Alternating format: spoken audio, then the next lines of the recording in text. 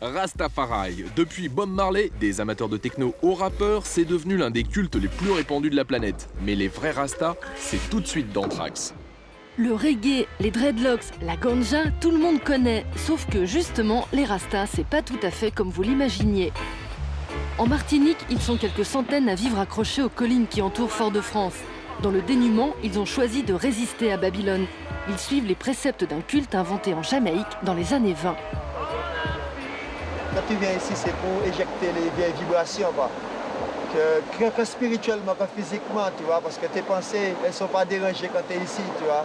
Et la rivière, elle est faite aussi pour te nettoyer, pour enlever de toi toutes les choses qui ne sont pas bonnes. L'eau part avec ces choses, toutes les vieilles vibes, tu vois.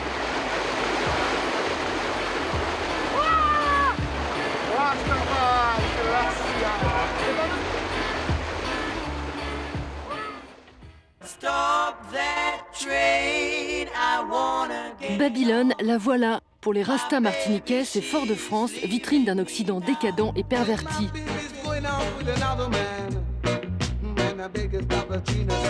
Au cœur des Caraïbes, à quelques centaines de kilomètres du berceau historique du mouvement, les Rastas ont bâti un monde à part, un village de tôle créé il y a 4 ans sur un terrain vague proche des cités pauvres de Dillon.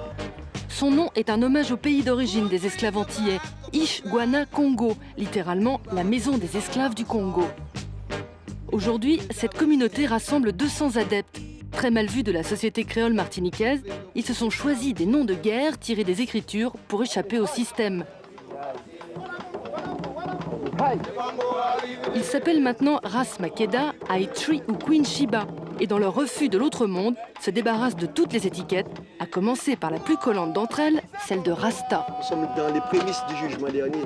Nous maintenant, on ne dit même plus que nous sommes Rasta, on dit Naya tout seul. Parce que Rasta, c'est le mot que Babylone a donné pour désigner un voleur, un malpropre, tous ces genres de trucs-là. Parce qu'il y a des mecs qui portent des locks et qui n'ont aucune conviction de Rastafari. C'est pour ça que nous disons Naya Bengi. Parce que Naya Bengi, c'est un Rastaman qui pratique la discipline. Naya Bingi, c'est le nom d'une société noire secrète du Rwanda qui participait dans les années 20 à la lutte anticoloniale en empoisonnant les colons. Dans les années 30, certains adeptes du mouvement Rasta naissant s'emparent de ce nom chargé de menaces envers le pouvoir blanc. Aujourd'hui, les Naya Bingi sont parmi les plus radicaux des Rastas jamaïcains.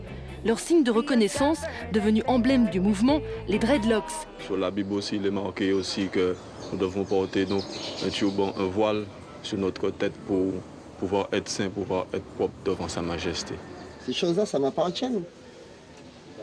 Tu vois, c'est tout à fait le contraire de ce qu'on avait dit, que l'homme noir, que j'ai les cheveux, le nez plat et que j'ai les cheveux crépus. Quand on parle de l'homme noir en tant que cheveux crépus, c'est ça qu'il a les cheveux crépus. Et ça, c'est mon signe de richesse, ça c'est mon caractère, ça c'est moi, c'est I and I. Principale préoccupation des Naya Bingi, l'éducation des masses. Lors des réunions, on accroche les icônes de l'afrocentrisme que prônait dès les années 20 l'inventeur du Black Power, le Jamaïcain Marcus Garvey. Pour les Rastas, l'oppresseur, c'est le pouvoir blanc, qui a été jusqu'à nier leur propre histoire.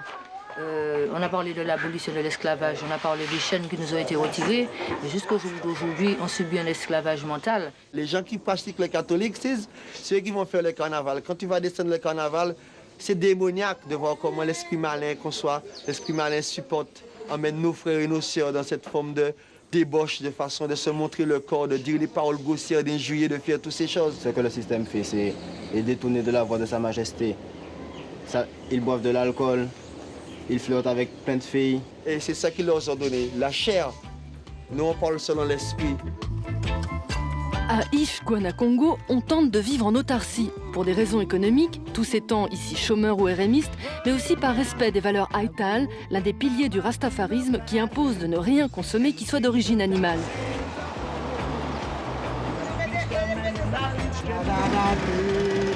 Seule concession au système, les épices, qui nécessitent un détour par Babylone.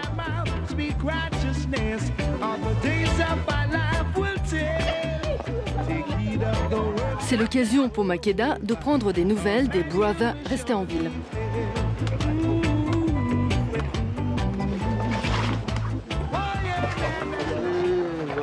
Ici, pas de hamburger ni d'OGM. Dans ces communautés, la résistance est aussi alimentaire. Pour Makeda, chef du village et Rasta depuis 23 ans, le végétalisme fut même une véritable rédemption. J'étais handicapé, je ne savais pas marcher, tu vois. J'avais reçu 2 tonnes de farine sur le corps quand j'étais à l'armée. Quand j'ai commencé à manger les végétaux, j'ai réappris à marcher, j'ai réappris à me nettoyer, tu vois. Et aujourd'hui, tu vois, j'ai 42 flèches. Et je suis bien debout. Et je continue à manger des végétaux.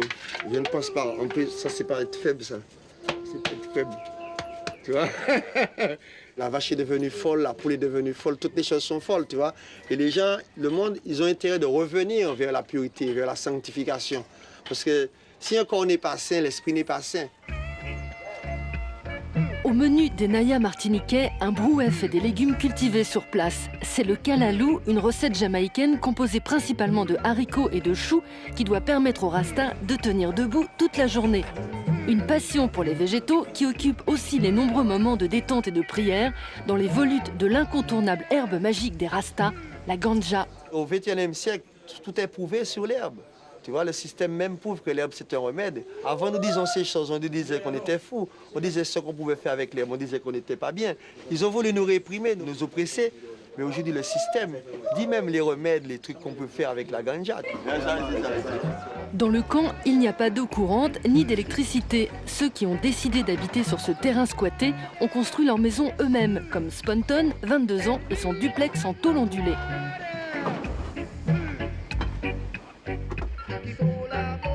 Une vie de méditation sous les icônes du Négus, de Bob Marley ou de Buju Banton au rythme du tambour ancestral, le fameux Nyabinghi.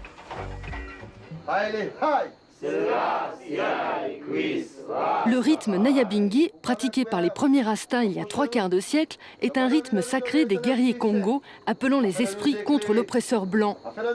Dans les années 50, en s'alliant avec les sons ruraux du calypso jamaïcain et du R&B, ce rythme calqué sur les battements du cœur a donné naissance au reggae. Là, nous le chantons d'une manière église, tu vois, dans le sens que nous le chantons d'une manière avec plus de dévotion devant Dieu, hein, plus de dévotion, d'une manière église. Mais quand on ajoute d'autres instruments dedans, et qu'on ajoute, par exemple, de la guitare, ça devient la base du reggae. C'est la même chose, mais en reggae, et ça te montre la vibration, parce que le reggae, c'est sous le Nyabinghi qu'il est sorti, sa base, tu vois. Donc nous, quand on pratique cette chose-là, c'est un bien-être. Aujourd'hui comme hier, le rastafarisme est une religion de combat. Le reggae est parti à la conquête de la planète, mais les vrais rastas, qu'ils soient à Kingston, en Martinique ou en Europe, restent loin des clichés peace and love qui font rêver les jeunes du monde entier.